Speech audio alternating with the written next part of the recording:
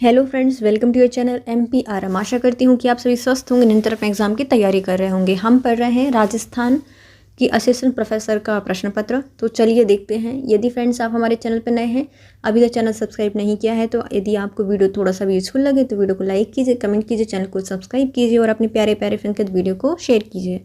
पहला क्वेश्चन है हमारा, निम्नलिखित में से कौन चालुक्यकालीन ग्रामीण शासन के प्रभारी अधिकारी होते थे? इन्हें कहा जाता था महाजन। जो क्या है, चालुक्यकालीन ग्राम शासन है, उनके प्रभारी अधिकारी हैं महाजन को कहा जाएगा।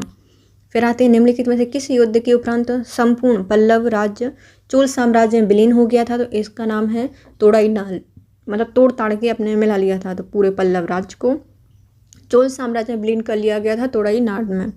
नेक्स्ट आते हैं, उस चोल राजा का नाम बताइए जिन्होंने तंजावुर या तंजौर के शिव मंदिर का निर्माण करवाया है, जिनका नाम है राजराज प्रथम ने तंजावुर की शिव मंदिर का निर्माण करवाया है। नेक्स्ट आते हैं, राष्ट्रकूट राजवंश के किस शासक को कली, श्री वल्लभ और निरुपम के नाम से जाना जाता है? तो कली, श्री वल्लभ और निरुपम के नाम से जाना जाता है ध्रुवधारा वर्ष को। मतलब ध्रुव की तारीख जैसा बैठा है, काला काला बिल्कुल बल के साथ और अनुपम दिखता है, तो ध्रुवधारा वर्ष से संबंधित है। नेक्स्ट आते हैं, निम्नलिखित में से किसने बाणभट्ट द्वारा रचित कादम्बरी लेखन को पूर्ण किया है? तो इनका नाम है भूषण। तो बाणभट्ट के द्वारा लिखी गई कादम्बरी, लेकिन इन्हें पूर्ण नहीं किया था और उनको पूर्ण किया है किसने? भूषण ने। नेक्स्ट आते हैं, पूर्व मध्य काल में कुल्या बाप या पाठक निम्नलिखित में से किसकी माप होती थी? तो ये है भूमि की माप। तो कुल्या बाप या पाठक ये एक प्रकार की माप है जो कि भूमि से संबंधित है। नेक्स्ट आते हैं, पूर्व मध्यकालीन भारत में मंडपिकाओं के संबंध में निम्नलिखित में कौन सा कथन सही है, बताइए। तो पहला, ये व्यापारी कर एवं शुल्क के संग्रह केंद्र के रूप में कार्य करती थी। तो जो मंडपिका है वो क्या करती थी? व्यापारी के कर एवं जो शुल्क हैं उनके संग्रहण क्षेत्र के रूप में कार्य करती थी। दूसरा, ये स्थानीय विनिमय केंद्र के रूप में हटिक एवं पट्टन के बीच मध्यस्थता की भूमिका निभाती थी। तो ये भी सही हो जाएगा। तीसरा, ये दक्कन के पैठों के समान थी। तो ये भी सही हो जाएगा। तीनों ही सही हैं। जो मध्यकालीन भारत में मंडपिका थी वो क्या काम करती थी? तो वह व्यापारियों को कर एवं शुल्क का संग्रहण करती थी, उसका काम करती थी। और दूसरा, विनिमय का केंद्र होती थी, जैसे कि जो हाटिक और पाटन के बीच मध्यस्थता की भूमिका निभाती थी। और दक्कन में जैसे पैठ है उसी के समान मंडपिका होती थी। नेक्स्ट देखते हैं, उपयुक्त सभी सही हैं। निम्नलिखित में से किस तत्व को योग दर्शन में प्रधानता देकर उससे विस्तृत व्याख्या की गई है? तो ये है चित्त को योग दर्शन में प्रधान स्थान दिया गया है और उसकी विस्तृत व्याख्या की गई है। नेक्स्ट आते हैं, शैलेंद्र राजाओं के काल में विकसित चंडी से क्या अभिप्राय है? तो चंडी यह मंदिर से संबंधित था। चंडी मंदिर से संबंधित है। शैलेंद्र राजाओं के काल में चंडी मंदिरों से तात्पर्य रखती हैं। नेक्स्ट आते हैं, भारत में प्लास्टिक कला का प्रारंभिक उदाहरण निम्नलिखित में से किस स्थान से प्राप्त होता है? तो ये होता है नोह से प्राप्त यक्ष की मूर्ति से। भैया नोह से, नोह। तो इसको याद कैसे करेंगे? तो प्लास्टिक की कला है, प्रारंभिक उदाहरण मिले हैं तो नोह से मिले हैं। तो हर कोई टोकरा होगा, टोक के बनाया हो गया। तो नोह यक्ष की मूर्ति के पहले साक्ष्य हैं, प्लास्टिक के प्रारंभिक साक्ष्य हैं। नेक्स्ट आते हैं, मुल्तान और उच्च के राज्यपाल नसरुद्दीन कोबाचा के समय चचनामा का फारसी में अनुवाद करने वाले व्यक्ति का नाम बताइए। जिनका नाम है मोहम्मद अली बिन अबू बकर कूफी। मुल्तान और उसके राज्यपाल हैं नसरुद्दीन कोबाचा। इनके समय चचनामा का फारसी में अनुवाद किया गया है, मोहम्मद अली बिन अबू बकर कूफी के द्वारा किया गया है। नेक्स्ट आते हैं, निम्नलिखित कथनों पर विचार कीजिए। पहला, बाबर के अनुसार गौण निम्नलिखित में से किस क्षेत्र में प्रचुर मात्रा में पाए जाते थे? तो बाबर ने कहा है कि जो गौण थे वो पेशावर में, हस्तघार में मतलब काबुल नदी के उत्तर में, नमक संग्रहण क्षेत्र में और बहराइच में उपयुक्त सभी जगह पाए जाते थे। तो गौण कहाँ मिलते थे? पेशावर, हस्तघार, नमक संग्रहण क्षेत्र में और बहराइच जो शरू नदी है उसके किनारे। नेक्स्ट आते हैं, ललित विस्तार के अनुसार निम्नलिखित में से किस स्थान पर गौतम बुद्ध ने शिल्प विद्या का ज्ञान प्राप्त किया था? तो यह है कपिलवस्तु में। ललित विस्तार में विस्तार से कहा गया है इनकी लीलाओं को बुद्ध की, इन्होंने शिल्प विद्या को सीखा है कपिलवस्तु से। नेक्स्ट आते हैं निम्नलिखित कथनों पर विचार करें और गलत कथन बताइए। पहला है ऐवक जनजाति, जिसका तुर्क भाषा में अर्थ होता है चंद्रमा का स्वामी, तो पहला क्या हो जाएगा, सही हो जाएगा। दूसरा, कुतुबुद्दीन ऐबक का विवाह तजुद्दीन यालदौज की पुत्री से हुआ था, तो ये भी सही हो जाएगा। कुतुबुद्दीन ऐबक ने अपनी पुत्री का विवाह इल्तुतमिश से किया था, तो ये भी सही है। कुतुबुद्दीन ऐबक ने अपनी पुत्री का विवाह नसरुद्दीन कुबाचा से किया था, तो ये गलत हो जाएगा। अपनी बहन का विवाह किया था कुबाचा से, तो ये गलत है। तो ऐबक जनजाति जो तुर्की भाषा का शब्द है, इसका अर्थ होता है चंद्रमा का स्वामी। दूसरा, कुतुबुद्दीन ऐबक है, इनका विवाह किससे हुआ था, यालदौज की पुत्री से हुआ था, और इसकी बेटी का विवाह इल्तुतमिश से हुआ था। नेक्स्ट आता है निम्नलिखित में से किस सुल्तान ने सर्वप्रथम सैनिकों को दी गई इक्ता की अवधि के विषय में जांच कराई थी, तो इनका नाम है बलबन। जबकि इक्ता प्रारंभ किसने किया था, इल्तुतमिश ने किया था, लेकिन उसकी जांच किसने करवाई है, बलबन ने करवाई है। लौह रक्त की नीति बलबन ने स्टार्ट की थी। नेक्स्ट आते हैं बलबन की मृत्यु के समय जलालुद्दीन खिलजी किस प्रांत का इक्तेदार था, तो ये था समान का। तो जलालुद्दीन खिलजी जब बलबन की मृत्यु हुई थी तो समाना का इक्तदार था। नेक्स्ट आते हैं मुगल हरम का विस्तार से विवरण किस रचना में मिलता है, ये मिलता है हुमायूंनामा में। हुमायूंनामा किसने लिखा है, गुलबदन बेगम ने लिखा है। वो कहाँ से थी, हरम से आई होंगी, तो मुगल हरम के बारे में अच्छे से जानकारी यहाँ मिलती है हुमायूंनामा में। नेक्स्ट आते हैं इब्न बतूता के अनुसार तुगलकों की किस जाति से संबंधित थे। जो तुगलक हैं वो कैरोना से थे। तो तुगलक तौल के किनारे पर रखते जाते हैं लोग, बस इनको तौलते थे और किनारे पर रखते जाते थे। तो जो इब्न बतूता है वो बोलते थे कि तुगलक तुर्कों की किरोना जनजाति से संबंधित हैं। नेक्स्ट आते हैं गयासुद्दीन तुगलक किस सैन्य अभियान के पश्चात मारा गया था, तो गयासुद्दीन तुगलक मारा गया था तिरहुत के अभियान में, तिरहुत, तो वहाँ से उसकी 13वीं खाने मिली लोगों को। तो गयासुद्दीन तुगलक सैन्य अभियान के पश्चात मारा गया था, उसका नाम था तिरहुत। नेक्स्ट आते हैं निम्नलिखित में से किसने कहा था कि मोहम्मद बिन तुगलक देवगिरी को अपनी राजधानी इसलिए बनाना चाहता था क्योंकि वह साम्राज्य के केंद्र में स्थित थी, तो ये कहा गया है जलालुद्दीन या जियाउद्दीन बर्नी ने। मोहम्मद बिन तुगलक अपनी राजधानी को दिल्ली से लेके कहाँ गए थे, देवगिरी लेके गए थे। क्यों लेके गए थे, क्योंकि वो राजधानी राज्य के केंद्र में थी या साम्राज्य के केंद्र में थी, ये कहते हैं जियाउद्दीन बर्नी। नेक्स्ट आते हैं किसने नूरोदुस्थल नामक ग्रंथ लिखा है, तो इनका नाम है जकनाय के द्वारा नूरोदुस्थल की रचना की गई है, जकनाय। तो आपने देखा होगा दूर के ढोल सुहावने होते हैं, सुना है, तो नूरो दूर स्थल मतलब दूर का स्थल कैसा होगा, झकास होगा, तो जकनास के द्वारा इसको लिखा गया है।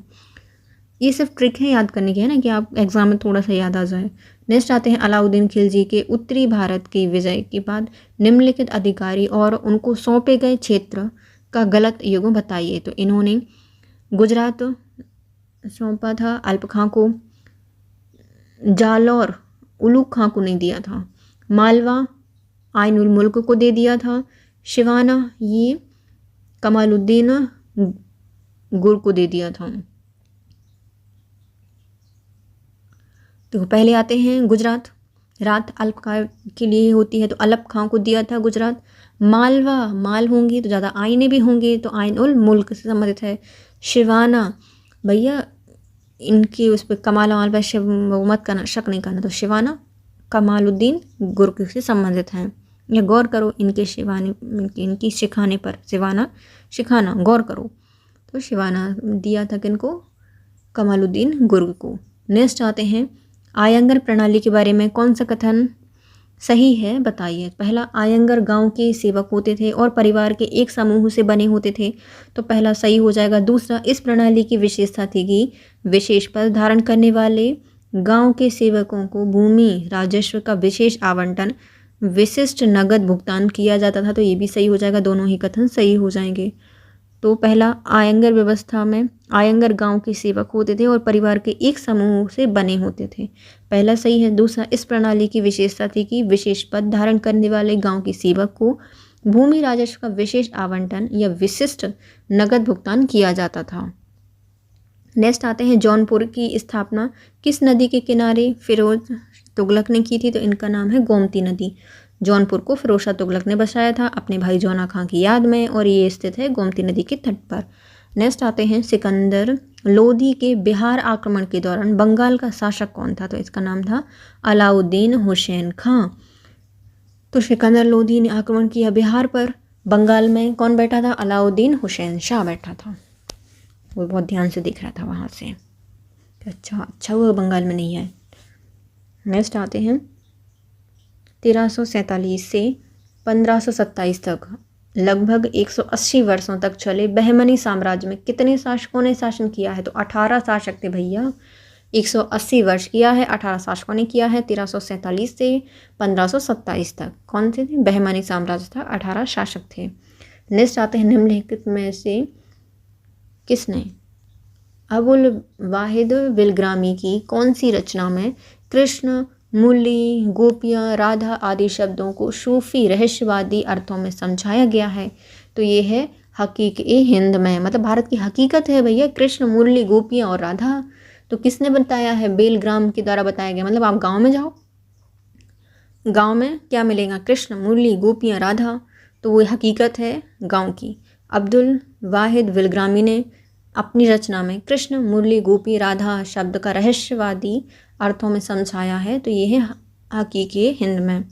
नेक्स्ट आते हैं उस शासक का नाम बताइए जिसने शाही रसोई में सोने चांदी के बर्तनों के उपयोग पर प्रतिबंध लगा दिए थे। इसका नाम था फिरोज तुगलक। किसने कहा था रोज रोज इन्हीं में खाना खाएंगे तो ये घुर नहीं जाएंगे, तो इसलिए सोने और चांदी के बर्तनों पर प्रतिबंध लगाने वाले हैं फिरोज शाह तुगलक। नेक्स्ट आते हैं भारत में इमारतों के अंतर्गत 4 केंद्रीकृत मेहराबों की शुरुआत किस राजवंश ने की थी? तो ये इसको हटा दिया था आयोग ने, इसलिए इसका आंसर नहीं दिया गया है।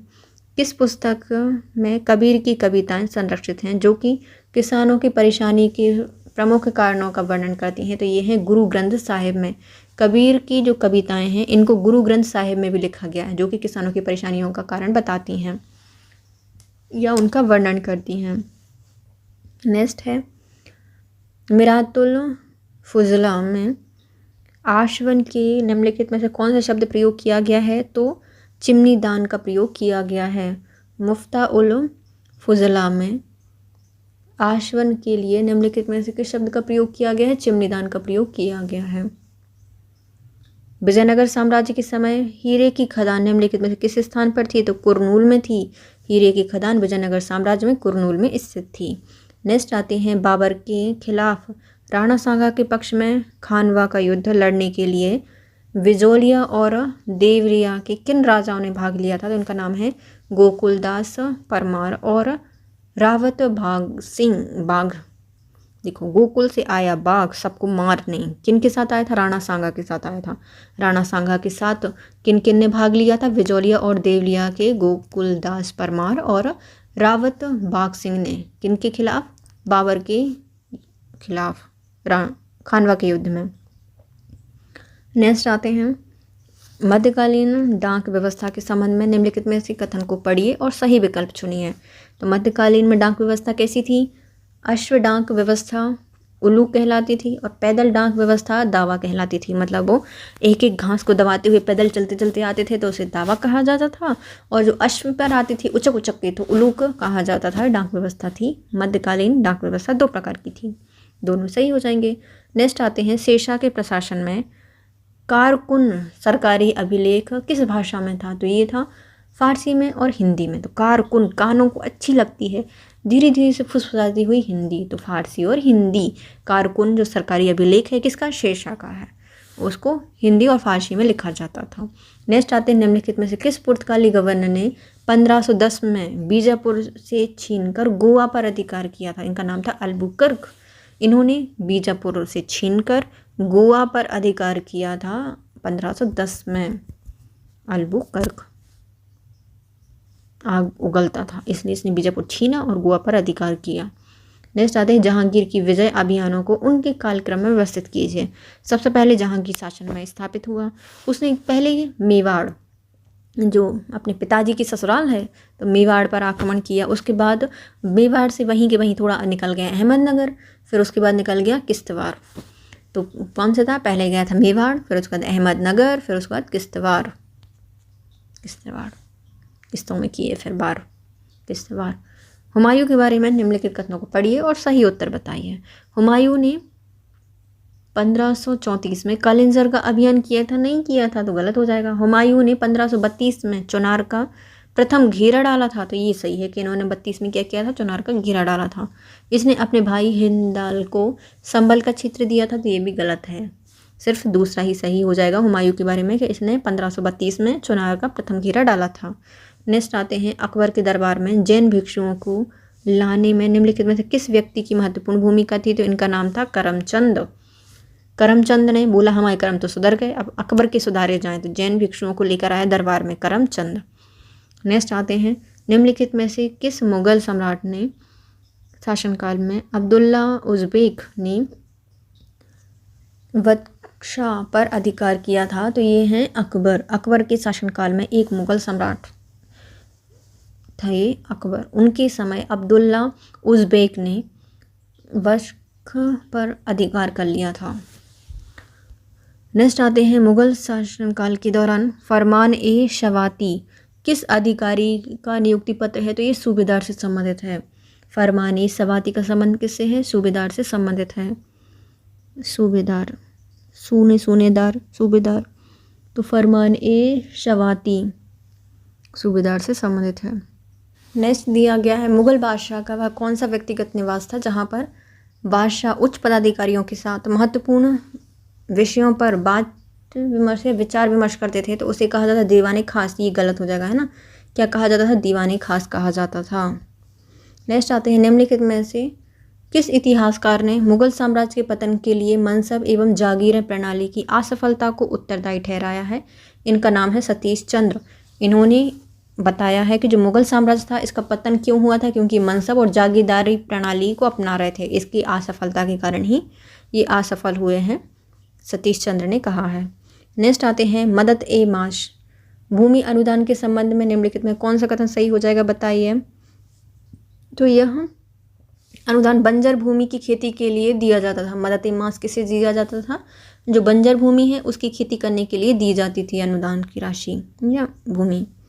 नेक्स्ट आते हैं, निम्नलिखित में से अकबर के शासन के दौरान खालसा और जागीर भूमि को एक दूसरे से अलग कर दिया था मलिक फूल एतिमाद खां के द्वारा। अकबर के शासनकाल के दौरान खालसा और जागीर भूमि को एक दूसरे से अलग कर दिया था मलिक फूल इतिमाद खां के द्वारा। इतिमाद खां के द्वारा मतलब फूल लगा दिए, तो इसमें क्या हो गया, खालसा अलग हो गई, जागीर भूमि अलग हो गई।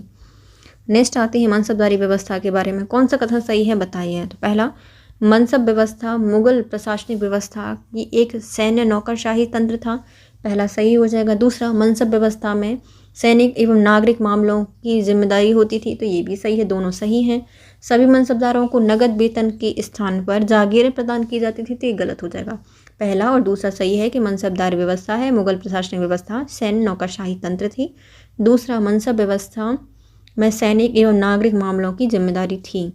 नेक्स्ट आते हैं, निम्नलिखित में से जमींदारों के लिए पूर्व में प्रयुक्त क्षेत्रीय शब्दावली का कौन सा युग्म सुमेलित नहीं है, बताइए। खूत मुकद्दम दोआब से संबंधित है, सही हो जाएगा। नाबूद राजस्थान में नहीं थे। सतराही और विश्वी अवध से संबंधित थे। बंथ गुजरात से संबंधित थे, तो बंदे रह जाते थे गुजरात में, तो बंद गुजरात में थे। सतराही और विश्वी, तो बिहार में 20 लोग 7 राहें होती हैं, तो बिहार में 7 राहें होती हैं, तो अवध से संबंधित है। खूत और मुकद्दम दोआब से संबंधित थे, तो ये हो जाएंगे। और जो नमूद थे वो दक्कन क्षेत्र में थे, ना कि राजस्थान में, तो ये गलत है, बी। नेक्स्ट आते हैं, श्रीनगर में निशांत बाग के संस्थापक कौन है, तो इनका नाम है आशफ खान। निशांत बाग के संस्थापक माने जाते हैं श्रीलंका में आशफ खान को माना जाता है। नेक्स्ट आते हैं, हुमायूं के काल के दौरान चित्रकला के संबंध में कौन सा कथन सही नहीं है, बताइए। तो हुमायूं के समय चित्रकला बतानी है। पहला, इसका फारसी के शाह तहमशव के दरबार में चित्रकला के प्रति रुचि जागृत हुई थी, तो पहला सही हो जाएगा। दूसरा, मीर सैयद अली और ख्वाजा अबू शमद भारत लौटते समय इनके दल में शामिल हो गए थे, ये भी सही हो जाएगा। तैमूर के घराने का राजकुमार इस काल की प्रसिद्ध रचना या चित्र था, तो ये सही हो जाएगा। तैमूर के घराने का राजकुमार का चित्र दिल्ली के पुराने किले में उसके महल की दीवार पर बनाया गया था, तो ये गलत हो जाएगा। पहले 3 सही है जबकि चौथा गलत हो जाएगा। नेक्स्ट आते हैं, मुनिश अल अरवाह की रचना किसने की है? तो ये जहां आरा के द्वारा की गई, मतलब जहां देखो वहीं आवारा जैसे घूमते रहते हैं। तो मुनिश अल अरवाह का संबंध है जहां आरा बेगम से। इसके पहले का क्वेश्चन फिर से देखेंगे। देखो, जो हुमायूं के समय की चित्रकला थी उसमें क्या था कि इसको जो फारस के शाह थे तहमास्प, उनके दरबार में इसको चित्रकला में रुचि जागृत हुई। इनके साथ जब ये लौटा भारत तो इनके साथ सैयद अली और ख्वाजा अबुल समद इनके साथ आ गए। और उस समय की सबसे फेमस जो चित्रकला है वो क्या माना जाता था? तैमूर के घराने का राजकुमार। नेक्स्ट आते हैं, शाहजहां के उस स्वर्णकार का नाम बताइए जिसने ताजमहल में कब्र के चारों ओर सोने की स्किन डिज़ाइन बनाई थी। तो उनका नाम है बेबादल खां, मतलब बादलों के जैसे डिज़ाइन बनाई थी। तो इन्होंने ताजमहल की जो कब्र है उसके चारों ओर सोने की स्क्रीन की डिज़ाइन बनाई थी। इनका नाम है बेबादल खान। नेक्स्ट आते हैं, मध्यकाल में बेरामी सबाफ सिरीबाफ कट्टन ए रूमी किस प्रकार की मूर्ति के प्रकार हैं? तो ये सब कपड़े के हैं। तो मध्यकाल में बेरामी सबाफ सिरीबाफ कट्टन ए रूमी जो प्रकार की वस्तुएं हैं वो कपड़े से संबंधित हैं। नेक्स्ट आते हैं, ढाणी जोग एवं फरमान जोग निम्नलिखित में से किससे संबंधित हैं? तो इनका संबंध है हुंडी से। ढाणी जोग और फरमान जोग का संबंध है हुंडी से। नेक्स्ट आते हैं, मुगल काल में राज्य टकसाल शुल्क को क्या कहा जाता है? इसे कहा जाता था महसूल ए दारुल जरब। मुगल काल में जो राज्य टकसाल थी उसको कहा जाता था महसूल ए दारुल जरब, टकसाल होती थी। निम्नलिखित में से कौन सा दक्कनी ब्राह्मण नहीं था? दक्कनी ब्राह्मण में आते हैं, जिसके पास शिवाजी ने आगरा जेल से भागते समय अपने पुत्र संभाजी को मथुरा में छोड़ा था। तो वो है निराजी। तो ये दक्कनी ब्राह्मण नहीं है निराजी। इनके पास ही शिवाजी ने जब आगरा जेल से भागते समय संभाजी को मथुरा में छोड़ दिया था, निराजी के पास।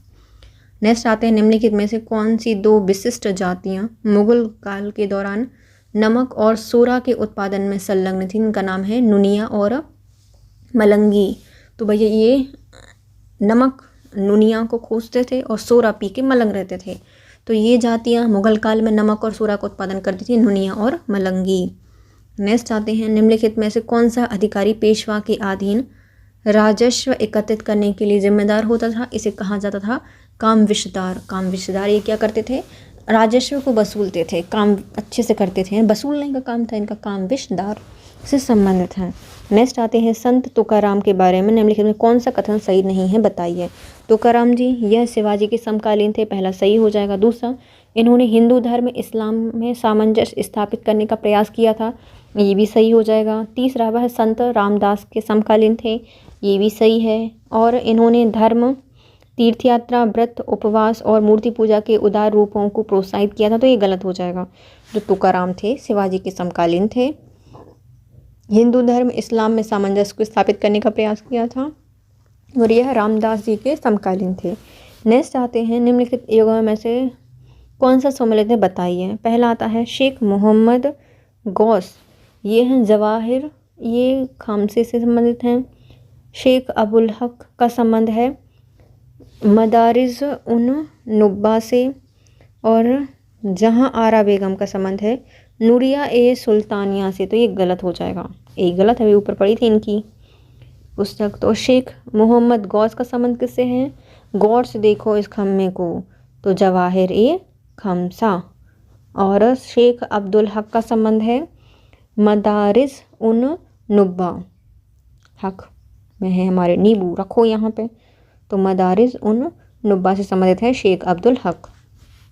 नेक्स्ट आते हैं, ताराबाई ने किसकी संरक्षक के रूप में शासन किया है? तो इनका नाम है शिवाजी द्वितीय। ताराबाई ने शिवाजी द्वितीय के संरक्षक के रूप में काम किया है। नेक्स्ट आते हैं, निम्नलिखित में से कौन से कथन विशेषात्मक इतिहास दर्शन के विषय में सही है बताइए? तो यह इतिहास को अतीत की घटनाओं की पड़ताल में नहीं अपितु इतिहास की अतीत अध्ययन के एक विषय के रूप में पड़ताल करते हैं, तो पहला सही हो जाएगा। दूसरा, यह इस विषय की प्रकृति से संबंधित है, गलत हो जाएगा। इतिहास की वस्तुनिष्ठ की समस्या से संबंधित थी, तो ये भी सही हो जाएगा। तीसरा, इसमें ऐतिहासिक अन्वेषण की पद्धति से संबंधित है, तो ये भी सही हो जाएगा। इतिहास को अतीत की घटनाओं की पड़ताल की नहीं बल्कि इतिहास की अतीत अध्ययन के एक विषय के रूप में पड़ताल करती है, पहला सही है। दूसरा, इतिहास की वस्तुनिष्ठता की समस्या से संबंधित है। दूसरा, यह ऐतिहासिक अन्वेषण की पद्धति से संबंधित है। नेक्स्ट आते हैं, इतिहास जिसे लिखता है वह इतिहास है। इतिहासकार जिसे लिखता है वह इतिहास है, किसने कहा है? ये G.R. आल्टन के द्वारा कहा गया है, मतलब ये आल्टन के द्वारा कहा गया है कि इतिहासकार जिसे लिखता है वह इतिहास है। नेक्स्ट आते हैं, निम्नलिखित में से कौन सी इतिहास की परिकल्पनात्मक दर्शन की विशेषता नहीं है, बताइए। तो यह वास्तविक या व्यवस्थित होती है, तो पहला सही हो जाएगा। दूसरा, ऐतिहासिक अनुभव की समग्र व्याख्या प्रदान की गई है, तो ये भी सही है। यह किसी ऐसी सिद्धांत का उपयोग करे जिसके अनुसार ऐतिहासिक घटनाओं की विविधता को एकता के सूत्र प्रदान करें, तो ये भी सही हो जाएगा। यह इतिहास में किसी अंतिम अर्थ की तलाश नहीं करते, तो ये गलत हो जाएगा। पहले 3 सही, चौथा गलत हो जाएगा। इतिहास की परिकल्पनात्मक दर्शन की विशेषता है कि यह व्यवस्थित होना चाहिए, ऐतिहासिक अनुभव की समग्र व्याख्या प्रदान करता है, यह किसी ऐसे सिद्धांत का उपयोग करें जिसके अनुसार ऐतिहासिक घटनाओं की विविधता को एकता का सूत्र प्रदान करें। नेक्स्ट है, सतनामी संप्रदाय की स्थापना किसने की थी? बीरभान ने की थी, मतलब बीर होना चाहिए 7 नाम लेने के लिए, तो बीरभान ने सतनामी संप्रदाय की स्थापना की है। नेक्स्ट आते हैं, किस ब्रिटिश इतिहासकार ऑथर मार्विक के अनुसार निम्नलिखित में से किन स्त्रोतों की अपेक्षाकृत गहरी पड़ताल करनी चाहिए? तो इसमें व्यक्तिगत डायरी और आत्मकथाओं की गहरी पड़ताल करनी चाहिए। तो ब्रिटिश इतिहासकार हैं ऑथर मार्विक, इनके अनुसार व्यक्तिगत डायरी और जो आत्मकथा हैं उनकी गहरी पड़ताल करनी चाहिए। नेक्स्ट आते हैं, निम्नलिखित कथनों पर विचार कीजिए। पहले आते हैं, ऐतिहासिक घटना की व्यवस्था या व्याख्या होती है, तो पहला सही हो जाएगा कि जो ऐतिहासिक कारण होते हैं वो घटनाओं की व्याख्या होती है, पहला सही है। दूसरा, ऐतिहासिक कारण किसी घटना विषयक भविष्यवाणी नहीं होती, ये भी सही हो जाएगा कि ये नहीं कि ऐतिहासिक कारण था तो किसी घटना विषयक भविष्यवाणी होगी, तो ये नहीं होती। नेक्स्ट है, ऐतिहासिक घटना की प्रकृति ऐसी होती है कि उन पर प्राकृतिक विज्ञानों का संबंध या सामान्य नियम मॉडल लागू नहीं होता, तो ये भी सही हो जाएगा। जो ऐतिहासिक घटनाएं होती हैं उनकी ऐसी प्रवृत्ति होती है कि उन पर प्राकृतिक विज्ञान का सामान्य नियम मॉडल लागू नहीं करता, तो ये भी सही है। नेक्स्ट आते हैं, ऐतिहासिक कारण नहीं अपितु किसी घटना के घटित होने की आवश्यक परिस्थिति होती है, तो ये भी सही हो जाएगा कि ऐतिहासिक कारण होता है, कारण नहीं अपितु किसी घटना के घटित होने की आवश्यक परिस्थितियाँ होती हैं, तो ये भी सही हो जाएगा, चारों ही सही हैं। नेक्स्ट आते हैं, इतिहास में डार्विनवाद लेख किस ब्रिटिश इतिहासकार से संबंधित है? तो उनका नाम है J.V. ब्यूरी। डार्विनवाद का संबंध है J.V. ब्यूरी से। नेक्स्ट आते हैं, निम्नलिखित इतिहासकारों में से किसने इतिहास की व्याख्या मनुष्य और सौरमंडल के परिप्रेक्ष्य में की है? तो इनका नाम है हडर।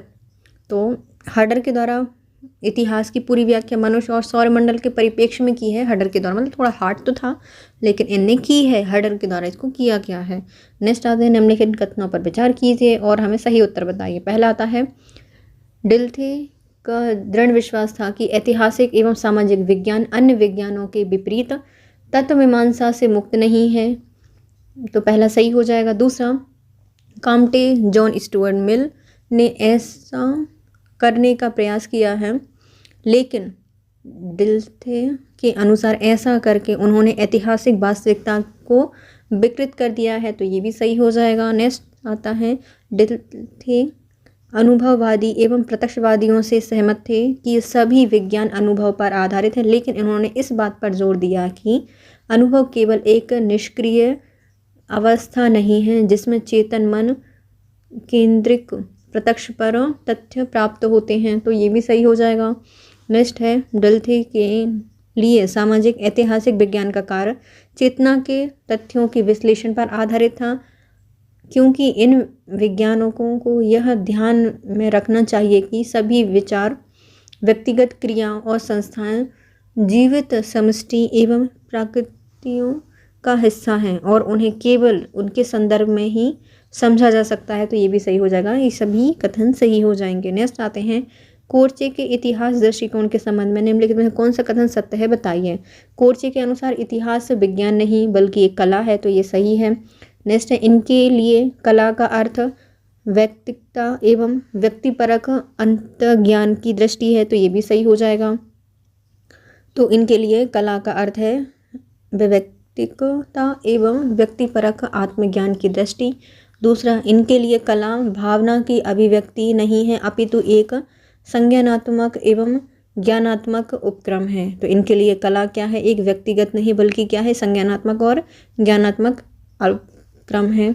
नेक्स्ट विज्ञान का कार्य सामान्य अवधारणाओं का निर्माण करना है, उनके बीच संबंधों को समझना है। तो ये भी सही हो जाएगा कि विज्ञान का काम क्या है, ये अवधारणाओं का निर्माण करेंगे और उनके बीच के संबंधों को समझना। तो उपयुक्त सभी हो जाएंगे सही।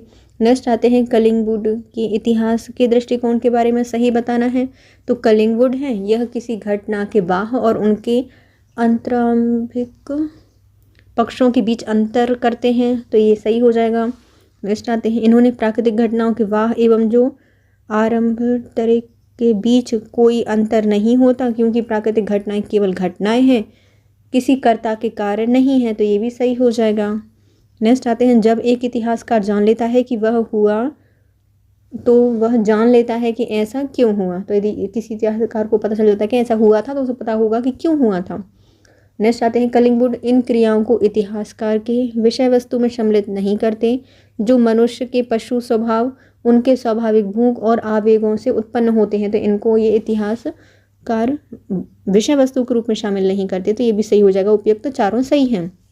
नेक्स्ट आते हैं, जब कलिंगवुड दो विचारकों की कमजोरियों की ओर इशारा करते हुए कहते हैं कि इतिहास के बारे में उनके दृष्टिकोण में ताकत कमजोरी दोनों है। ताकत तथ्य के पीछे छिपी अवधारणाओं के तार्किक संबंधों को समझने में वह, और कमजोरी मानव जीवन के एक पहलू को चुनने में, एक राजनीतिक पहलू को चुनता है और दूसरे आर्थिक पहलू को।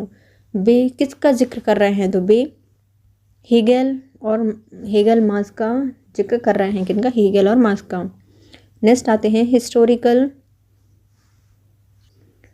Materialism and the economics of Karl Marx पुस्तक को लिखा है कोर्चे के द्वारा। जो historical materialism and the economic of Karl Marx है, इसको लिखा गया है कोर्चे के द्वारा। नेक्स्ट आते हैं, निम्नलिखित कथनों में से कौन सा कथन काम्टे के दृष्टिकोण को सही रूप से प्रस्तुत नहीं करता। तो काम्टे ने प्रत्यक्षवादी दर्शन का प्रतिपादन किया है, तो सही है, प्रत्यक्ष होगे कब जाओगे। काम्टे ने प्रत्यक्षवादी दर्शन का प्रतिपादन किया है। काम्टे सार्वभौमिकता में विश्वास नहीं करते, तो ये गलत हो जाएगा। इनकी मान्यता थी कि सार्वभौमिक नियम का प्रतिपादन किया जा सकता है, ये भी सही है। और इनकी मान्यता थी कि प्रत्येक समाज विकास के 3 चरणों से गुजरता है, धार्मिक, तार्किक और वैज्ञानिक या प्रत्यक्षवादी। नेक्स्ट आते हैं, निम्नलिखित में से किसने तर्क का चतुर की अवधारणा प्रतिपादित की है। इनका नाम है हेगेल। तो तर्क की चातुर्य की जो अवधारणा है वो हेगेल के द्वारा दी गई है। तर्क को चतुराई से गला दो, हेगेल से संबंधित है चतुर, जो तर्क की चातुर्य का नियम। नेक्स्ट आते हैं, निम्नलिखित में से कौन सी पुस्तक मिशेल फूको द्वारा रचित नहीं है। तो मिशेल फूको ने लिखी है से जीनियोलॉजी हिस्ट्री, फूको के द्वारा लिखी गई है। मैडनेस एंड सिविलाइजेशन भी फूको ने लिखी है।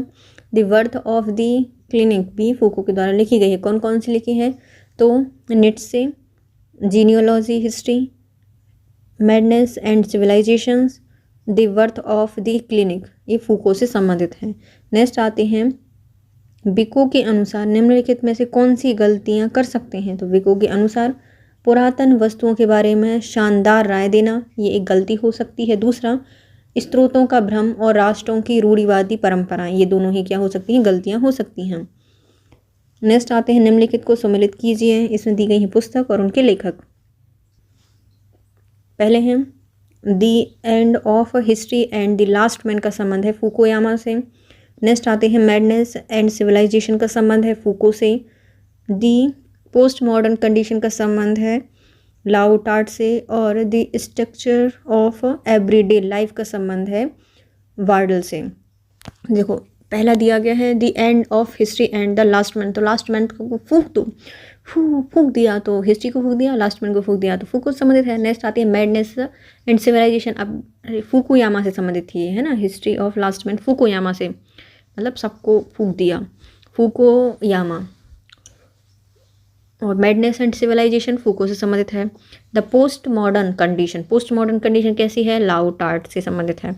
और the structure of everyday life का संबंध है ब्राडल से, मतलब हर दिन एक ब्रांड है, तो स्ट्रक्चर ऑफ एवरीडे लाइफ का संबंध है ब्राडल से।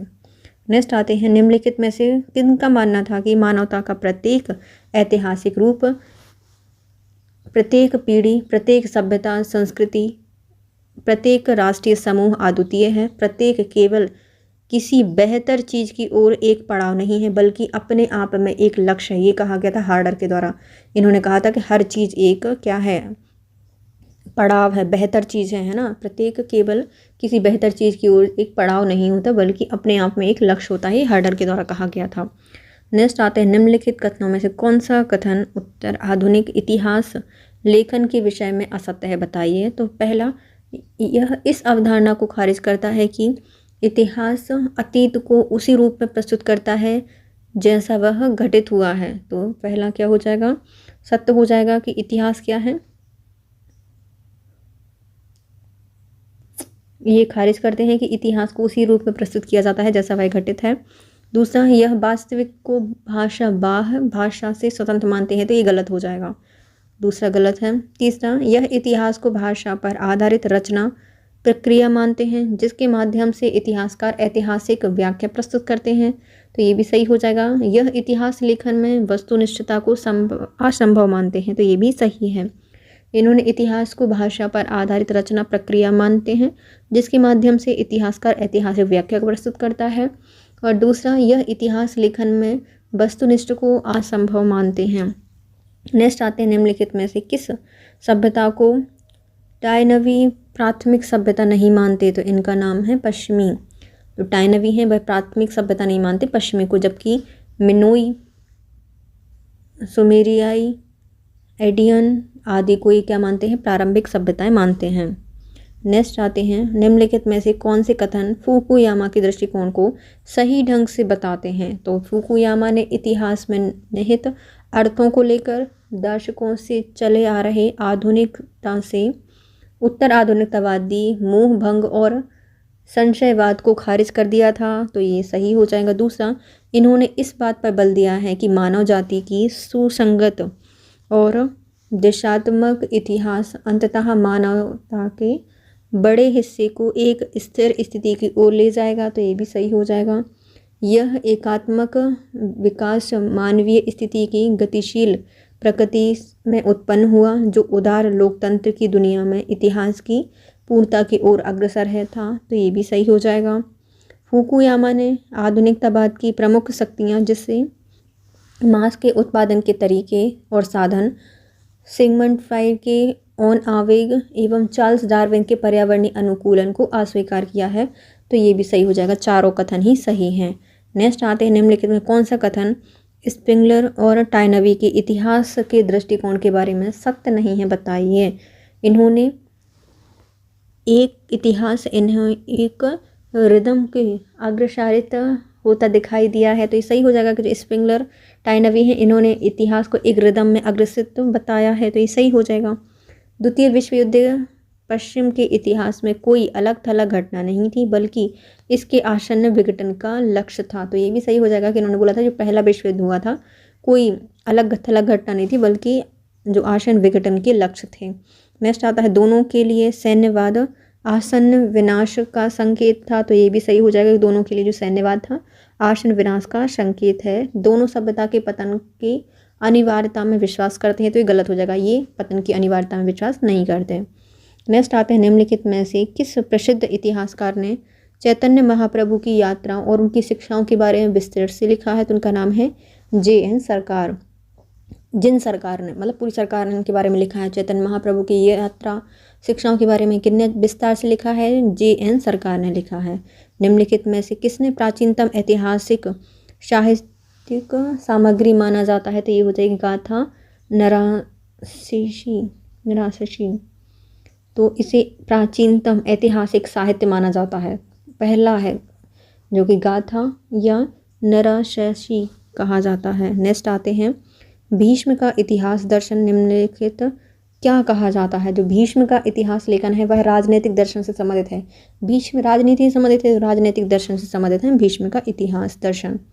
नेक्स्ट आते हैं निम्नलिखित में कौन सी मुगल कालीन इतिहास लेखन की प्रमुख विशेषता नहीं थी। तो मुगल काल में व्यक्तिपरकता पर विशेष बल दिया जाता था, लेकिन वस्तुपरकता पर बल नहीं दिया गया है। इन्होंने दरबार केंद्रित इतिहास लिखा है। इतिहास की उच्च वर्गीय पृष्ठभूमि होती थी। ये भी सही हो जाएगा कि मुगल काल में व्यक्तिपरकता विशेषता थी, दरबार केंद्रित इतिहास था और इतिहासों की उच्च वर्गीय पृष्ठभूमि थी। इतिहास मानवीय क्रियाकलापों का ऐसा चित्रण है जो मनुष्य के प्रत्यक्ष होता है, समक्ष प्रकट होता है तथा जीवन यात्रा में उनके कदम की दिशा प्रदान करते हैं। यह मध्यकालीन भारतीय इतिहास ने कहा था, ये कहा था जियाउद्दीन बर्नी ने कि इतिहास मानवीय क्रियाकलापों का ऐसा चित्रण है जो मनुष्य के समक्ष प्रकट होता है और जीवन यात्रा और उनके कदमों को दिशा प्रदान करता है। जियाउद्दीन बर्नी ने कहा था। प्राचीन भारतीय इतिहास की पार्श्ववादी पुनः प्रस्तुति का महत्व क्या है। तो यह विश्व के समक्ष भारत का स्पष्टीकरण देते हैं। दूसरा, ऐतिहासिक अनुसंधान एवं पुनः प्राप्ति पद्धतियों का भारत में प्रारंभ हुआ था, तो ये भी मानते हैं। तो प्राचीन भारत इतिहास की पार्श्ववादी पुनः प्रस्तुति का महत्व है कि विश्व के समक्ष भारत का प्रकटीकरण। दूसरा, ऐतिहासिक अनुसंधान एवं पुनः प्रस्तुति पद्धति का भारत में आरंभ हुआ। दोनों सही हो जाएंगे। निम्नलिखित में से राजवंश का इतिहास लिखने वाले प्रथम चीनी इतिहासकार कौन है। इनका नाम है वानगू। इन्होंने राजवंश का इतिहास लिखा है, वानगू ने। नेक्स्ट आते हैं निम्नलिखित में से कौन सा सुमेलित नहीं है, बताइए। आरसी दत्त के द्वारा economic of political history of India नहीं लिखी गई है, तो पहला ही सुमेलित नहीं है। नेक्स्ट आते हैं ताराचंद ने history of freedom movement in India लिखी है। दादा भाई नौरोजी के द्वारा the drain of wealth and Indian nationalism and the turn of the century लिखी गई है। और AR देसाई के द्वारा लिखी गई है social background of Indian nationalism. AR Desai ने लिखा है social background of Indian nationalism. Dadabhai Naoroji ने लिखी है the drain of wealth and Indian nationalism and the turn of the century.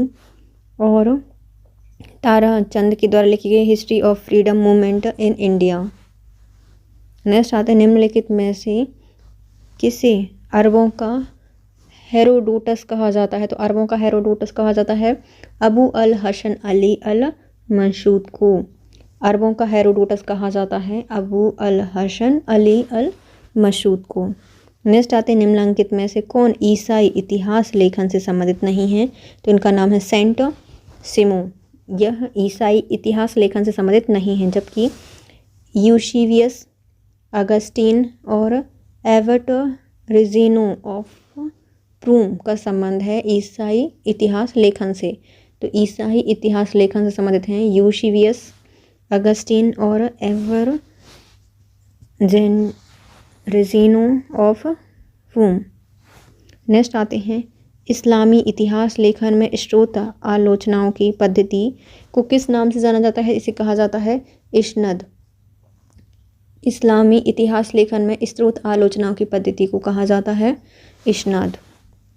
Next आते हैं निम्नलिखित कथनों में से कौन सा कथन चीनी इतिहास लेखन के विषय में असत्य है, बताइए।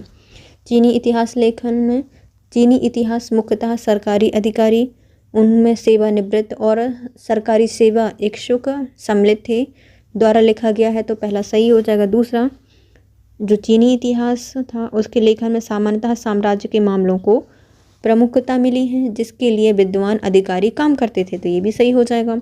पूर्ववर्ती राजवंशों का इतिहास इस तरह का लिखा जाता था जिससे कि वर्तमान शासक की प्रतिष्ठा बढ़े, तो ये भी सही हो जाएगा।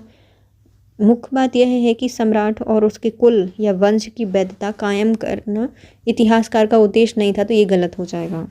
नेक्स्ट आते हैं निम्नलिखित में से कौन सा कथन रेके की इतिहास की अवधारणा के बारे में सत्य है, बताइए। रेके ने कहा है कि रेके की ऐतिहासिक विज्ञान की अवधारणा तथाकथित पर्शियन स्कूल की केंद्रीय अवधारणा थी, पहला सही हो जाएगा। दूसरा, 19वीं सदी के उत्तरार्ध में जर्मन ऐतिहासिक अध्ययनों में रेके का प्रभुत्व था, तो ये भी सही हो जाएगा। जर्मन ऐतिहासिक था, उसमें 19वीं सदी में रेके का प्रभुत्व था, ये भी सही है। रेके की मान्यता थी कि स्रोतों में उत्तर कर ही अतीत का सच्चा ज्ञान प्राप्त किया जा सकता है, तो ये भी है कि भाई जितने स्रोत हैं उनमें उतरो तभी तो सच्चा ज्ञान प्राप्त होगा, तो ये भी सही है।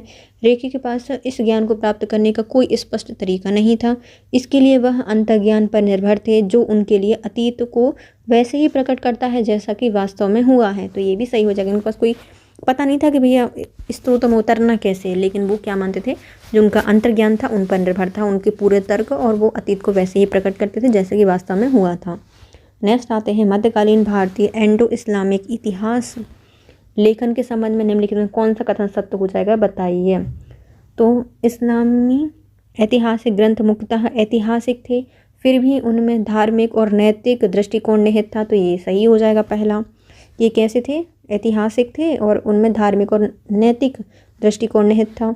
दूसरा, इन ग्रंथों में मनुष्यों को ऐतिहासिक परिवर्तन की केंद्रीय कारकों के रूप में नहीं बल्कि ईश्वर को इतिहास का आरंभ और अंतिम माना जाता था, तो ये भी सही है कि ऐतिहासिक परिवर्तन में केंद्रीय कारक के रूप में नहीं मानते थे, बल्कि ईश्वर को इतिहास का आरंभ और अंत लक्ष्य माना जाता था। नेक्स्ट आते हैं, इतिहास को अतीत के पुनर्निर्माण में सत्यनिष्ठ होना आवश्यक माना जाता है, फिर भी प्राकृतिक और अलौकिक के बीच कोई स्पष्ट विभाजक रेखा नहीं थी, तो ये भी सही हो जाएगा कि इतिहासकारों को अतीत के पुनर्निर्माण में सत्यनिष्ठ होना आवश्यक माना जाता था, फिर भी जो प्राकृतिक और अलौकिक के बीच कोई स्पष्ट विभाजक रेखा नहीं थी। नेक्स्ट है, इस्लामी इतिहासकारों के लिए भी ऐतिहासिक समय प्राचीन भारतीयों और यूनानियों की तरह चक्रीय था, तो ये भी गलत हो जाएगा। जो इस्लामी इतिहासकार थे इनके लिए ऐतिहासिक समय प्राचीन भारतीय और यूनानियों की तरह चक्रीय था, ये गलत है। नेक्स्ट आते हैं, निम्नलिखित में से कौन से इतिहासकार वामपंथी इतिहासकार हैं। वामपंथी इतिहासकारों में आते हैं सुमित सरकार, रोमिला थापर और AR देसाई, ये वामपंथी हैं, जबकि उदारवादी आते हैं अपने RC मजूमदार। वामपंथी में सुमित सरकार, रोमिला थापर और AR देसाई। नेक्स्ट आते हैं, पश्चिमी मार्क्सवादी एवं नव मार्क्सवादी इतिहासकारों के बारे में कौन सा कथन सत्य हो जाएगा, बताइए। तो यह इतिहासकार सामाजिक परिवर्तन के निर्धारक शक्तियों के रूप में उत्पादक शक्तियों की प्रधानता स्वीकार करने में हिचकते थे, तो पहला सही हो जाएगा कि जो इतिहासकार हैं ये सामाजिक परिवर्तन के निर्धारक शक्तियों के रूप में उत्पादक शक्तियों की प्रधानता स्वीकार करने में हिचकते थे, पहला सही है। दूसरा, इन्होंने सामाजिक संरचना के निर्धारण में वर्ग एवं संघर्ष की भूमिका पर अधिक बल दिया है, तो ये भी सही हो जाएगा कि इन्होंने सामाजिक संरचना के निर्धारण में वर्ग और संघर्ष की भूमिका पर बल दिया है। नेक्स्ट, इसमें से अधिकांश ने उत्पादन की एशियाई पद्धति की शास्त्रीय मार्क्सवादी अवधारणा को अस्वीकार किया है, तो ये भी सही हो जाएगा कि इनमें से बहुत सारे अधिकांश लेखक थे, इन्होंने एशियाई उत्पत्ति या जो पद्धति है उसके शास्त्रीय मार्क्सवादी अवधारणा को अस्वीकार किया है, ये सही है। नेक्स्ट है, आर्थिक इतिहासकार मॉरिस डॉब इतिहासकार के पश्चिमी मार्क्सवादी समूह से संबंधित थे, तो ये भी सही हो जाएगा कि आर्थिक इतिहासकार मॉरिस डॉब इतिहासकारों के पश्चिमी मार्क्सवादी समूह से संबंधित थे। नेक्स्ट आते हैं, इतिहास के विषय में रेके के दृष्टिकोण के बारे में निम्नलिखित में कौन सा कथन गलत है, बताइए। रेके का मानना था कि अतीत को उनकी खुद की शर्तों पर समझना जाना चाहिए, ना कि वर्तमान की शर्तों पर, तो पहला सही हो जाएगा। दूसरा, रेके का मानना था कि केवल इंद्रिक अनुभव के जरिए ही ज्ञान की प्राप्ति होती है, तो ये भी सही है।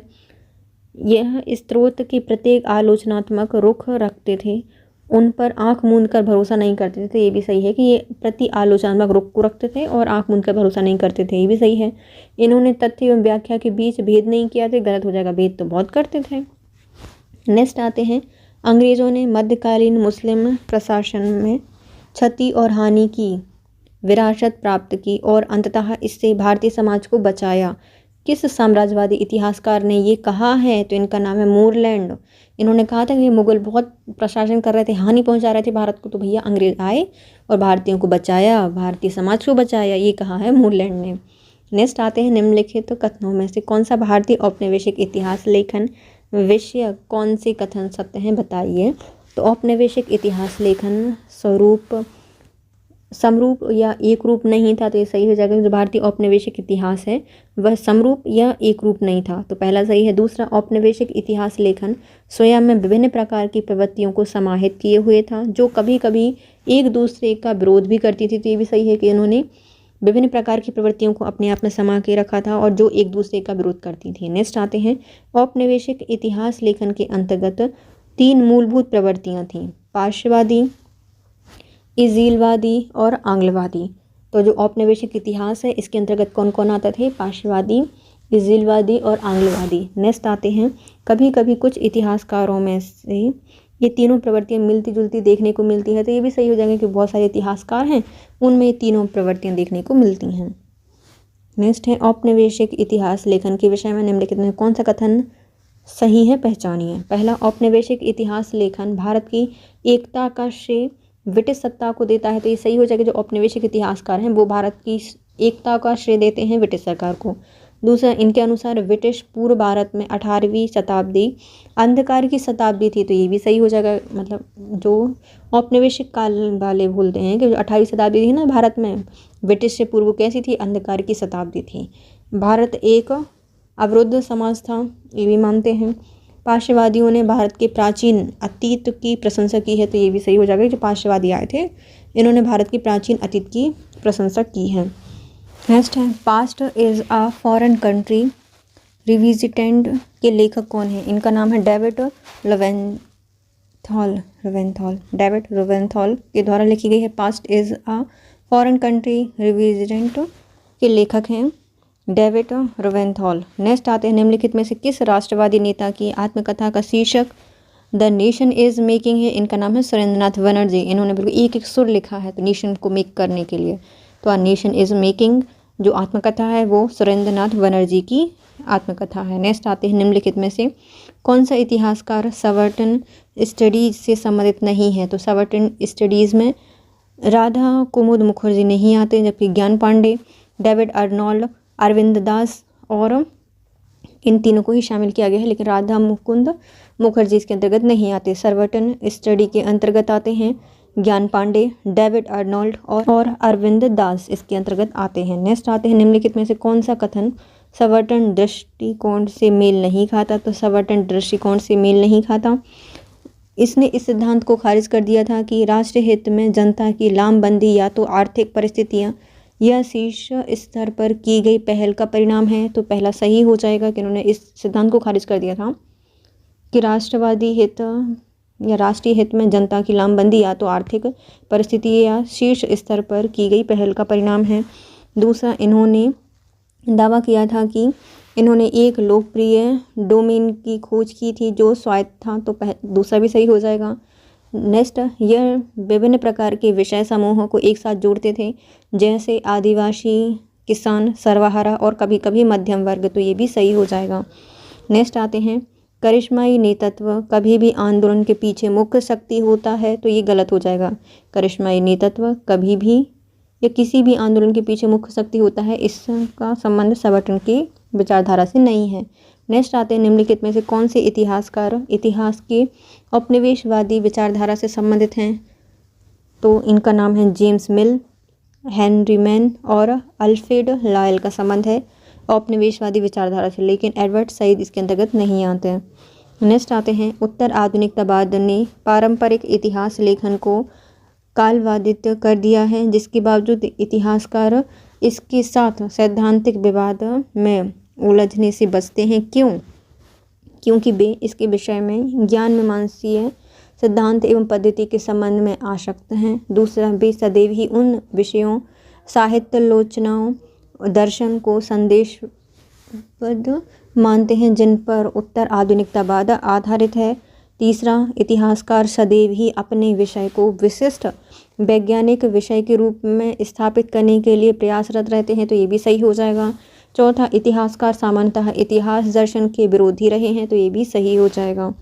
नेक्स्ट आते हैं, निम्नलिखित कथनों में से कौन सा कथन उत्तर आधुनिक इतिहास लेखन के विषय में असत्य है? बताइए। तो उत्तर आधुनिक इतिहास लेखन में असत्य बताना है, तो यह ऐतिहासिक सत्य मिथक है, तो पहला सही हो जाएगा। दूसरा, यह इतिहास को अर्थपूर्ण पाठ मानते हैं, तो ये भी सही है, लेकिन यह धारणा को अस्वीकार करते हैं कि सभी ऐतिहासिक आख्यान अंततः अतीत विषयक सिद्धांत होते हैं, तो ये क्या हो जाएगा, असत्य हो जाएगा। नेक्स्ट है, इनके अनुसार वस्तुनिष्ठ इतिहास संभव नहीं है, तो ये भी सही है।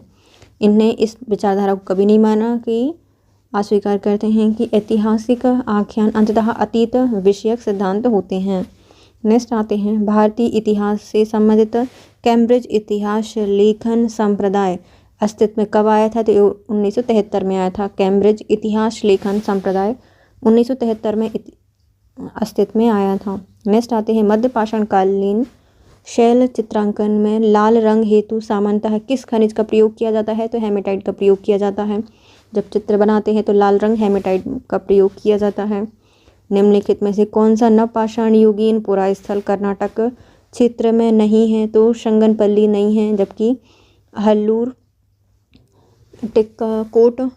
कोडेकल ये कर्नाटक में है, लेकिन शंगनकल्लू कर्नाटक में स्थित नहीं है। नेक्स्ट आते हैं, निम्नलिखित में से कौन सी महत्वपूर्ण विशेषता बुर्ज होम की नहीं है, तो बुर्ज होम गड्ढों में आवास बनाए गए थे, तो पहला सही हो जाएगा। दूसरा, गड्ढों में पत्थर मिट्टी के चूल्हे प्राप्त हुए हैं, वहाँ पर वर्गाकार और आयताकार गड्ढे बस्तियों के बीचों बीच प्राप्त हुए हैं, तो ये भी सही हो जाएगा। यहाँ शव के साथ जंगली पालतू जानवरों को भी दफनाने के साक्ष्य मिले हैं, तो ये बुर्ज होम के बारे में गलत हो जाएगा कि यहाँ पे जंगली जानवर और पालतू जानवरों को दफनाने के साक्ष्य नहीं मिले हैं।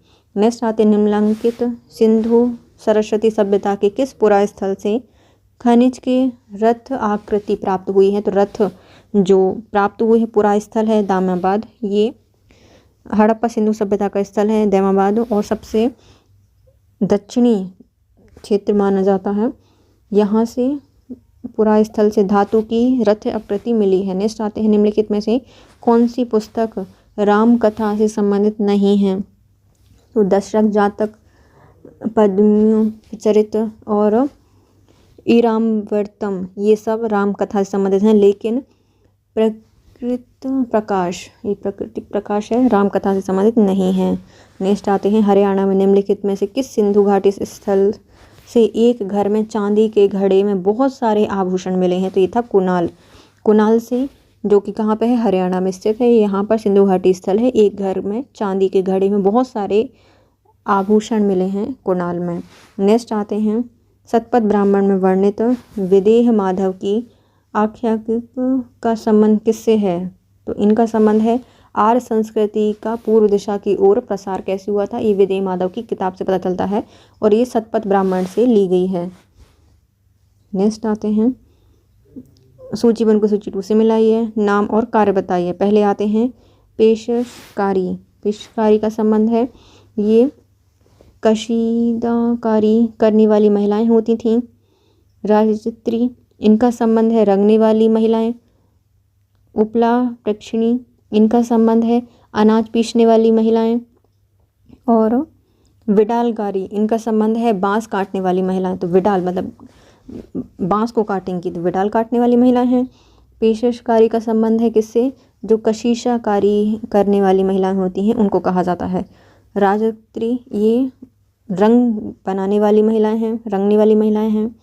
और उपला पक्षिणी, इनका संबंध है अनाज पीसने वाली महिलाओं से। और विडालकारी का संबंध है बांस काटने वाली महिलाओं से। नेक्स्ट आते हैं, सिंधु सरस्वती सभ्यता कालीन मानव जीवन में निम्नलिखित किन वृक्षों पर धार्मिक महत्व था, तो जो सिंधु सरस्वती सभ्यता थी यहाँ पर पीपल, बबूल, शमी और नीम के वृक्षों पर धार्मिक महत्व था, पीपल, बबूल, शमी और नीम पर। नेक्स्ट आते हैं, लिच्छवियों का न्याय का सर्वोच्च न्यायालय क्या कहलाता था, इसे कहा जाता था अट्ठकुलक कहा जाता था। जो लिच्छवी हैं इनका लक्ष्य क्या था, न्याय हो जाए, तो अट्ठकुलक से संबंधित हैं, ये सर्वोच्च न्यायालय होता था। नेक्स्ट आते हैं, किस स्तूप के पश्चिमी द्वार की रेलिंग स्तंभ पर बुद्ध और अजातशत्रु के बीच मुलाकात को दर्शाया गया है, जो पास ही प्राकृतिक में लिखे गए एक अभिलेख का प्रमाणित करता है, तो ये है भरहुत स्तूप। ये भरहुत स्तूप की जो पश्चिमी रेलिंग है वहाँ पर हमें बुद्ध और अजातशत्रु के बीच की मुलाकात को दर्शाया गया है, और ये प्राकृतिक में लिखे हुए एक अभिलेख हैं। भरूच। नेक्स्ट आते हैं बाघ गुफाएं। इंद्र सभा गुफा आवास किस संप्रदाय के भिक्षुओं से संबंधित है? तो ये जैन धर्म से संबंधित हैं। बाघ की गुफाएं, इंद्र सभा गुफाएं, इनका संबंध किससे है? जैन धर्म से है। नेक्स्ट आती हैं बाघ। बाघ से बचने, जीने के लिए बाघ से बचो और इंद्र सभा में जाओ। तो इंद्र सभा गुफा और बाघ की गुफा जैन धर्म से संबंधित हैं। नेक्स्ट आती है महासांघिक। और जो बुद्ध धर्मानुयायी थे, किन्हें कहा जाता था? महासांघिक थे। वह विनय पिटक के नियमों में संशोधन की इच्छा करते थे। उन्हें महासांघिक कहा जाता, मतलब महासंशोधन करना था इनको विनय पिटक के नियमों में। नेक्स्ट आते हैं वातस्त्रोम अनुष्ठान का उल्लेख किया गया है। ये तांड्य ब्राह्मण में किया गया है। तांडमा ब्राह्मण में वातस्त्रोम अनुष्ठान का उल्लेख किया गया है। नेक्स्ट आते हैं चंद्रगुप्त मौर्य की नौसेना विभाग के बारे में निम्नलिखित में कौन सा कथन सत्य नहीं है, बताइए। तो चंद्रगुप्त मौर्य के पास नौसेना विभाग था। इसमें जतरोई जाति के लोग जहाजी घाटों का निर्माण करते थे। सही हो जाएगा कि यहाँ पे कौन थी? जतरोई जाति थी और वहाँ पे घाट, जो जहाजी घाट होते हैं, उनका निर्माण करती थी। दूसरा 30 पतवारों से चलने वाली नावों का उल्लेख किया गया है। तो इनके यहाँ पे कितनी थी? 30 पतवारों से चलने वाली नाव होती थी। जहाज़ों के निर्माण पर राज्य का एक अधिकार नहीं था, ये गलत हो जाएगा, बल्कि जितनी भी जहाज़ बनती थी राज्य के एक अधिकार में बनती थी। और नौसेना का कर्तव्य लुटेरों और दुश्मन देश से जहाज़ों को नष्ट करना था। तो ये सही हो जाएगा। नौसेना का कर्तव्य क्या था? लुटेरों और दुश्मनों से देश के जहाज़ों को नष्ट करना, दुश्मनों के। नेक्स्ट आते हैं सिकंदर के लौटने के दौरान किन गणराज्यों ने जीत के लिए अटूट लड़ाई लड़ी थी? तो इनमें आते हैं शूद्रक और मालव। तो जब सिकंदर लौटा था तो शूद्रक और मालव दोनों गणराज्यों ने अटूट लड़ाई की थी जीत के लिए। नेक्स्ट आते हैं निम्न शिलालेख में से कौन सा मैसूर के चित्तलदुर्ग जिले में चिन्नगरी नदी के तट पर नहीं है? तो चिन्नगरी नदी के पास कौन नहीं है? अहरोटा नहीं है। जबकि सिद्धपुर, ब्रह्मगिरी, जितंग रामेश्वरम ये स्थित हैं। कौन सी नदी के हैं? तो भैया चित्त हार गए। कहाँ पर? ब्रह्म, ये सिद्ध हो गया कि भैया ब्रह्म राम जी के पास गए थे और अपना चित्त हार गए। तो चित्तहारी नदी के तट पर सिद्धपुर, ब्रह्मगिरी और जितंग रामेश्वरम स्थित है, जबकि अहोरोट नहीं है। नेक्स्ट आते हैं बुद्ध ग्रंथ में उल्लेखित राजकीय अधिकारी जिन्हें कारवां के जीवन एवं संपत्ति की सुरक्षा हेतु नियुक्त किया गया था, वो कौन है? तो वो हैं कामिक। तो बुद्ध ग्रंथ में बताया गया है कि ऐसे राजकीय अधिकारी थे जो कि कारवां के जीवन एवं संपत्ति की सुरक्षा करते थे, उन्हें कामिक कहा जाता था। नेक्स्ट आते हैं मौर्य काल में निम्नलिखित में से किस कारीगर को कर जमा करने में छूट नहीं दी गई थी? तो बुनकर। तो भैया इतना बुनते थे, क्यों छूट दी जाएगी? तो इनको कारीगर थे, ये कर जमा करने के लिए छूट नहीं दी जाती। जबकि जहाज निर्माता को, अस्त्र निर्माता को, प्रस्तुत कामिक को ये छूट दी जाती थी, जबकि बुनकर को नहीं दी जाती थी। मौर्यकालीन राजप्रासाद की सुंदरता की तुलना मेगास्थनीज ने निम्नलिखित में से कहाँ के महलों से की है? तो इन्होंने सूशा और एक बटाना के महलों से की है। जो कौन है भैया? मेगास्थनीज हैं। इन्होंने मौर्यकालीन जितने भी महल थे, राजप्रासाद थे, उनकी सुंदरता का वर्णन सूशा, इन्होंने बोला है कि भैया ये तो बहुत सुंदर सुंदर सा है, एक बाटना है, एक बार बताएं हम, ये इतना सुंदर है। तो सूशा और एक बटाना के महलों से यहाँ की तुलना की गई है। नेक्स्ट आते हैं स्तूप के शीर्ष पर रखी गई 3 छोटी छतरीनुमा डिस्क प्रतिनिधित्व करती हैं। तो ये सच्चाई का प्रतिनिधित्व करती हैं। जो स्तूप होते हैं इन पर 3 छतरियाँ बनाई जाती हैं, तो ये किसको बताती हैं? सच्चाई को बताती हैं। अशोक के अभिलेखों में उल्लेखित अधिकारी पुलिसानी निम्नलिखित में से किस भूमिका से संबंधित है? तो यह जनता की राय से राजा को अवगत कराने से संबंधित थे। तो पुलिसानी कौन थे भैया? ये भैया पुल बनाते थे एक शानदार सा जनता और राजा के बीच में। तो जनता की राय से राजा को अवगत कराने के लिए पुलिसानी को नियुक्त किया जाता था। नेक्स्ट आते हैं निम्नलिखित में से किस शासक ने सातवाहन शासकों की तरह अपने सिक्कों पर चैत्य का प्रतीक उत्कीर्ण करवाया था? तो उनका नाम है चस्टन। कहाँ पे थे? उज्जैन में थे। तो सातवाहन की तरह अपने सिक्कों पर क्या चैत्य बनवाया है चस्टन ने। नेक्स्ट आते हैं कनिष्क की वह मूर्ति कहाँ से प्राप्त हुई है जिस पर उसे ब्राह्मी लिपि में राजाओं का राजा और ईश्वर का पुत्र अंकित किया गया है? तो ये थी मथुरा में। कनिष्क की एक मूर्ति मिली है जिसमें ब्राह्मी लिपि में लिखा है राजाओं का राजा और ईश्वर का पुत्र। ये कहाँ से मिली है? मथुरा से मिली है कनिष्क की मूर्ति। बुद्ध की मूर्तियों के संदर्भ में गांधार कला की कौन सी विशेषता थी? तो ये अलंकृत प्रभामंडल था, नहीं थी, है ना। तो इसमें अलंकृत प्रभामंडल नहीं पाया जाता था, बल्कि बुद्ध की अति मानवीय प्रदर्शन किया गया था। बुद्ध की मूर्तियों का मूर्ति मोटे वस्त्र से आवृत थी और सिंहासन पर आसीन होती थी, लेकिन अलंकृत प्रभामंडल नहीं होता था। नेक्स्ट आते हैं, निम्नलिखित क्षत्रप शासक और उनके क्षेत्रों का वर्णन कीजिए। नासिक में कौन थे? तो नासिक में नहपान थे। ना से नासिक, ना से नहपान।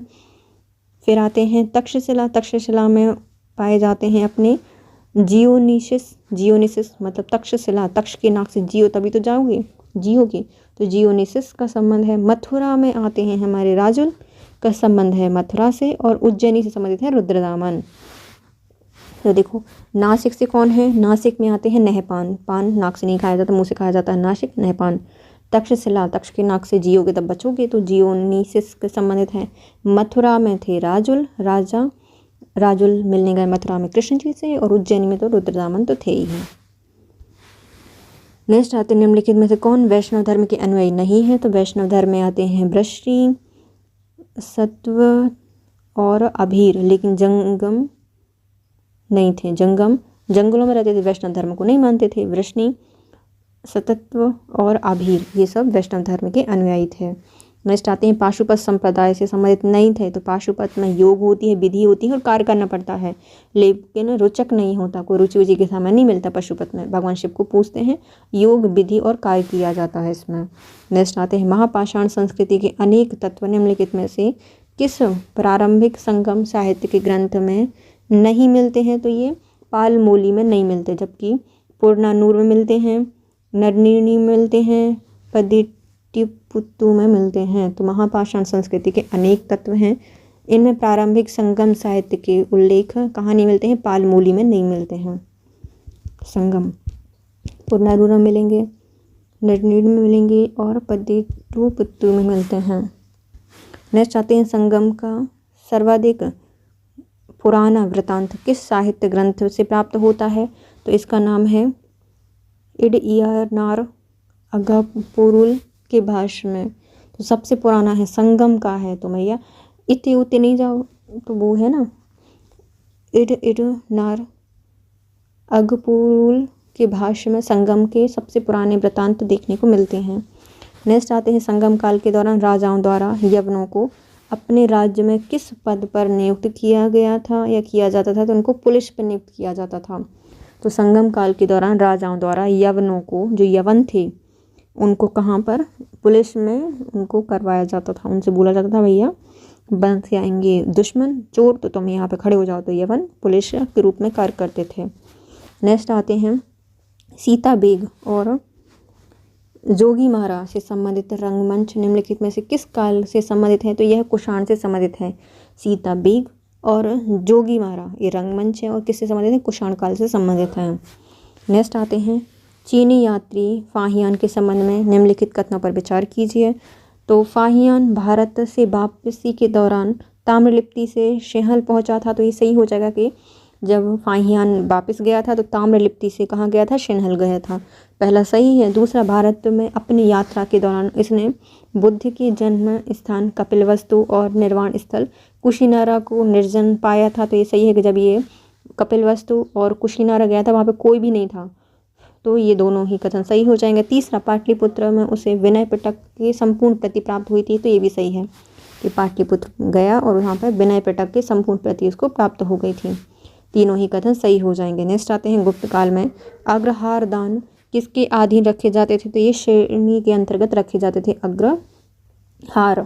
तो गुप्त काल में जो अग्रहार है आगे जाके देते थे, श्रेणी को देते थे। अग्रहार दान किसके अधीन रखे जाते थे? श्रेणी के अंतर्गत रखे जाते थे। नेक्स्ट आते हैं, देव विष्णु द्वारा सूर्य मंदिर में दीप के लिए तेलियों की श्रेणी के पास पूंजी जमा करने का उल्लेख किस अभिलेख में मिलता है? तो ये इंद्रपुर ताम्रपत्र में मिलता है।